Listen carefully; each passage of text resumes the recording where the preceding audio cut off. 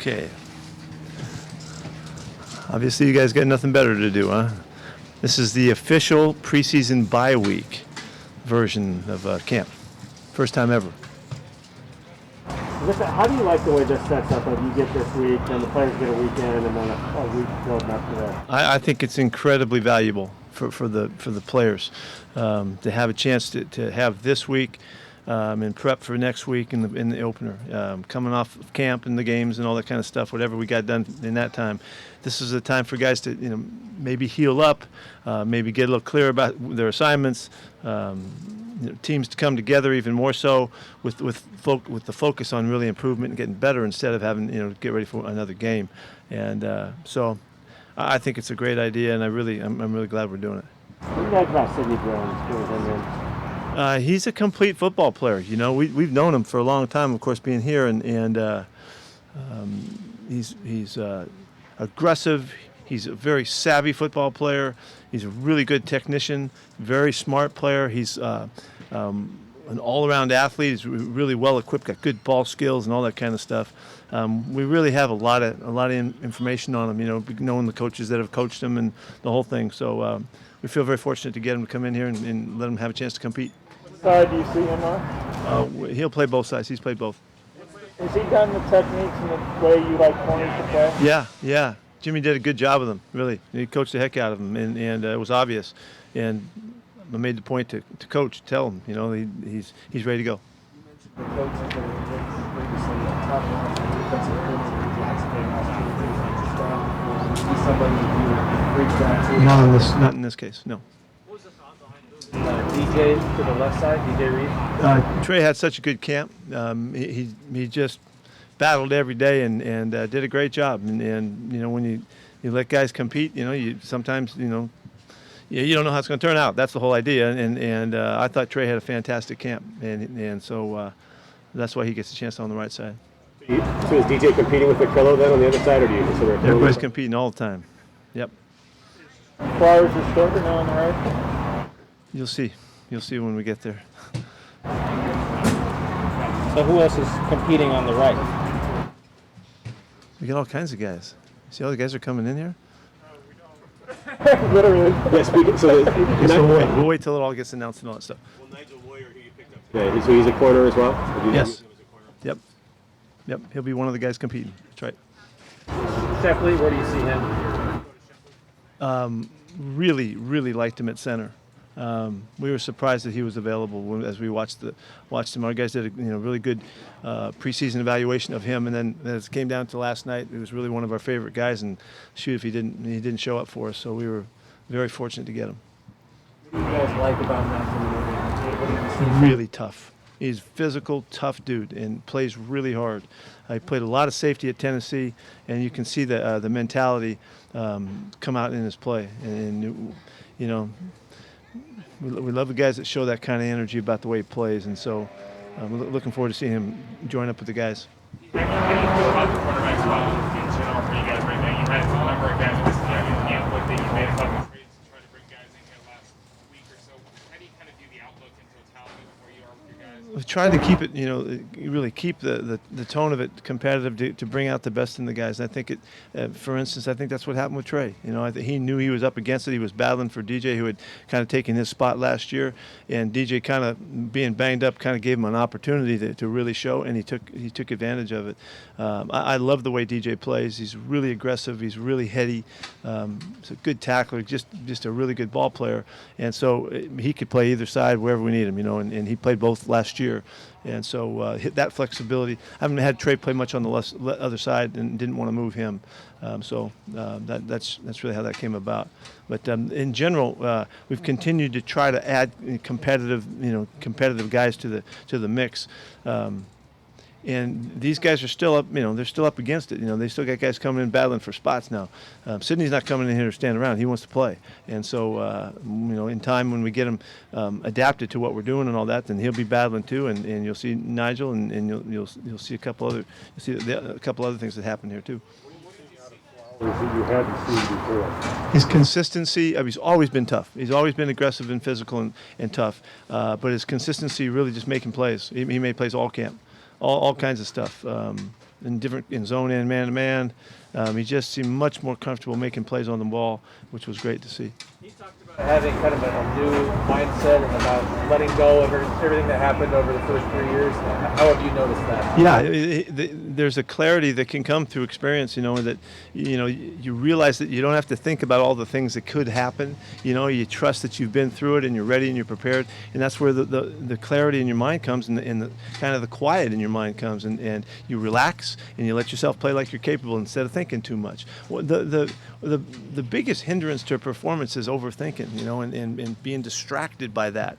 And that's why you work so hard. That's why you drill so hard. And it's why good coaching shows you what you're capable of doing, what you're worthy of, so that you believe in yourself and you trust in yourself. You can't play with confidence unless you get there, So I think he's added up 3 years of battling. He decided to come in and just battle his ass off for every chance he got, and he did that. And look what happened, So I was really proud of him, I've loved the way he's gone about it over the years, and he's had to learn a lot, coming from the safety spot and going corner and all. But he's the best he's been. Looks like you guys are going to have 3 quarterbacks on your 53. What's sort of the thinking behind that? Just something you haven't done a whole lot, I guess. We've just liked the guys that we've had a chance to see and see how they fit in, see if they can hold their spot. They've got to compete to hold that spot, and they got to be worthy of it. So, we're just taking a look at it that way. And Neil? He should be ready to go full next week. He's really close to going right now. He's running now and everything. We're just making sure we can use those couple days off that we have over the weekend. But he should be ready. How about Colby Parkinson? Where's he right now? Yeah, he's working really hard at it. He's running out here on the field every day now. It's 3 or 4 days. He's running back to back, and it's a hard one to call for the trainers right now. We don't know how it's going to go. He has to. We have to react to what happens to him after the work, and so as we increase the workload on him, we'll know more. But we're kind of going along carefully so we don't overdo it. So, but he's battling and he's real positive about it, and is not feeling a lot of discomfort. But we're still just trying to monitor the process and not have a setback there. How much are you enjoying special teams right now with the mix of experience and talent you have? Coming back there. Something happened over my shoulder right here. You see how? In general, I mean, You obviously just Yeah. Well, I can't say that I've had like an awakening here about special teams, but now that you bring it up, I really like the job that Larry Izzo does. He did a fantastic job last year when he took over. We had an excellent season a year ago, and we've got terrific kickers. We really have guys that you can really count on, and they're going to come through and all that. So it's a really solidly confident group and all. So we have very high expectations for him, and we're trying to draw the newer guys into the mix of the core of special teams. So we'll see how that goes. We have some really lively players in there, but this week is still important. There's still some things that could happen, So, but all in all, I'm really enjoying special teams. I'm glad you brought that up. What's been the value of having Tater back?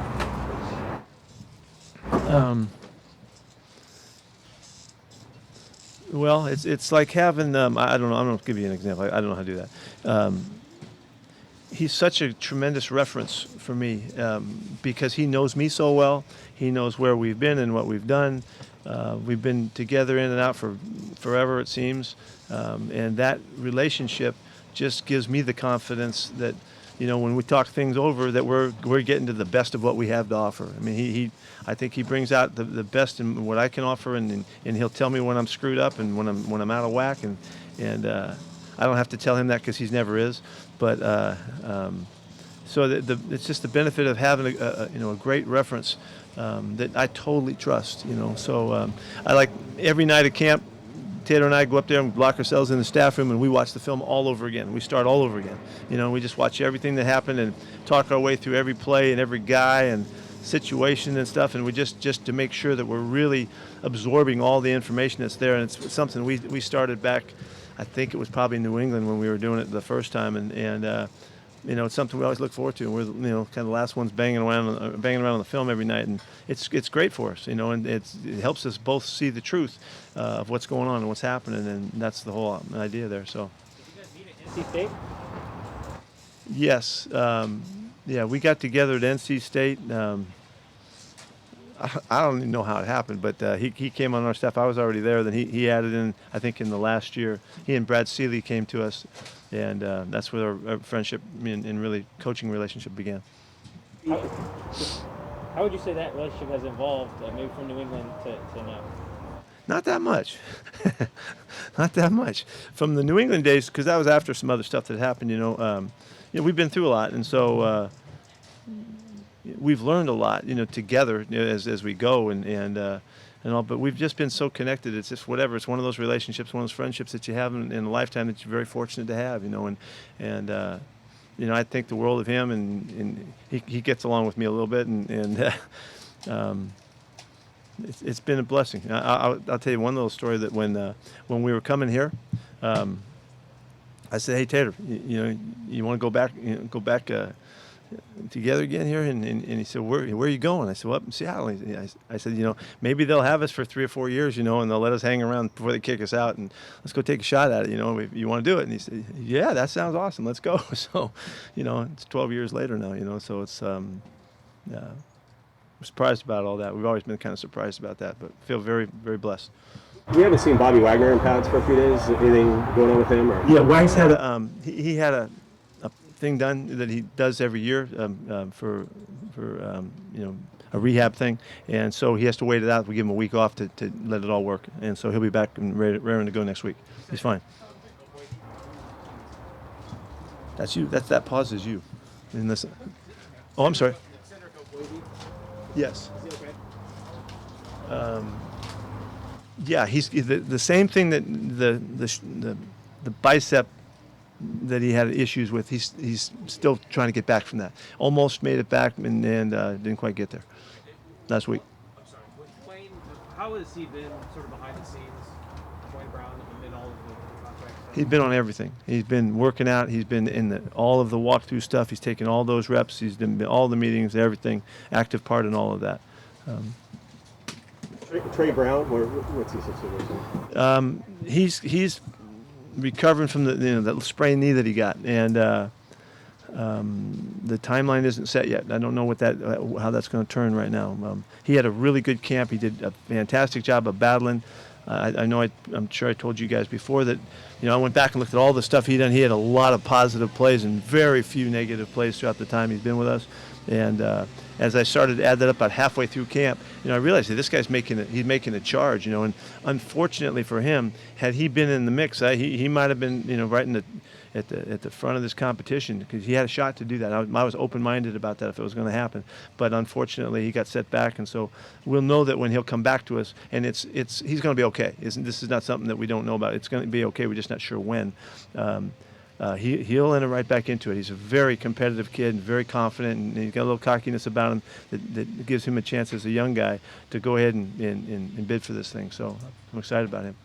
What has it been like in his high school alma mater? What do you like about Dick Curhan's game that helped him make the team?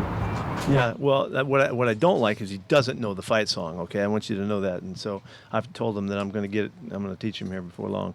But I think I did see some of Jake's talk with you guys, and he made the point that when we needed him at guard early in camp, we want to see what he looked like and all that, and he was doing okay. He was battling, and then he had a chance to move to right tackle, and he was like a different guy. He looked like a different guy. He was so comfortable and so at ease, and had feel for it and sense for it. He just played really well. I think this is right. He made it through the preseason with one pressure, out of 27 or 28 attempts on him or something, some stat like that. He just knows how to survive the position, and it brought out his best. Really smart, really tough, really good effort, really good finish. He just made the team, and I was really proud of him, and I don't know that it had anything to do with the red and gray. I don't know that, but it might have. I don't know. Fans are going to hear procedure for rehab for Wagner. Can you give a little more detail so people don't freak out at some? He's done it for about 5 years now, so it's the same thing he's always done.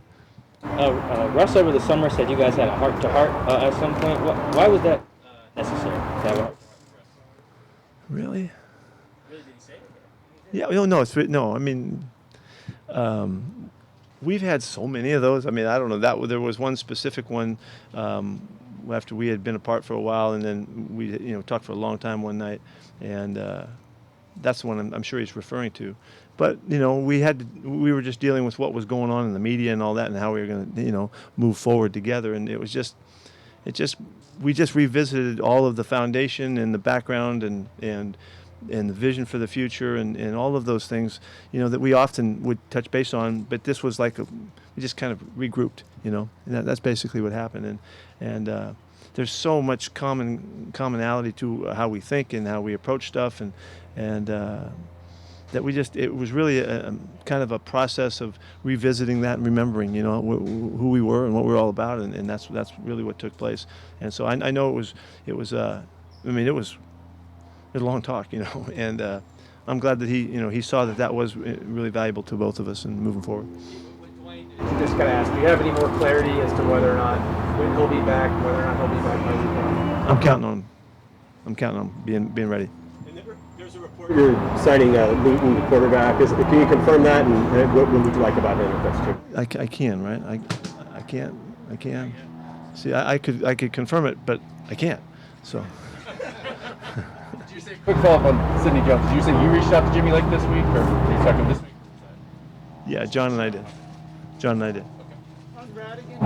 only started 1 year at Army, and then he missed most of camp. What impressed you, man? Yeah, where have you been on this deal? I've been laying Drop low. the freaking ball, man. You dropped the cadet ball here on this thing. Okay. What was the question? He barely played at Army. He's 3 years a special teamer. He's got 1 year starting, then he misses most of camp. Not exactly the his film was really good. When our guys evaluated him and they really liked him, knew that we were taking a shot, because of that. But he's just got his act together. He's such a sharp kid, and he's he's an Army guy. What can I tell you? Sorry, guys, for the rest of you that have to put up with this stuff.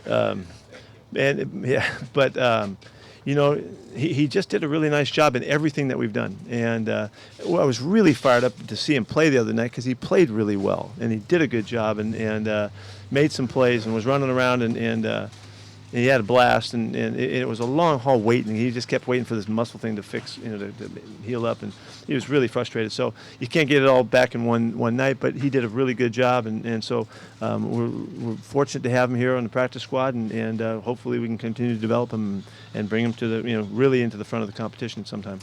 How do you feel about the receiver spot with even just 4 on the roster right now, and getting your view on how that fits with your depth there? A fantastic 4. I feel really good about it. With just 4, is there any depth concerns there? Any guys up there? Well, you probably took a look at the practice squad, and there's 4 guys there too. So we got a lot of guys that we've really liked during this camp and through the off season that are with us, and so we have some flexibility. All right, thank you. Okay.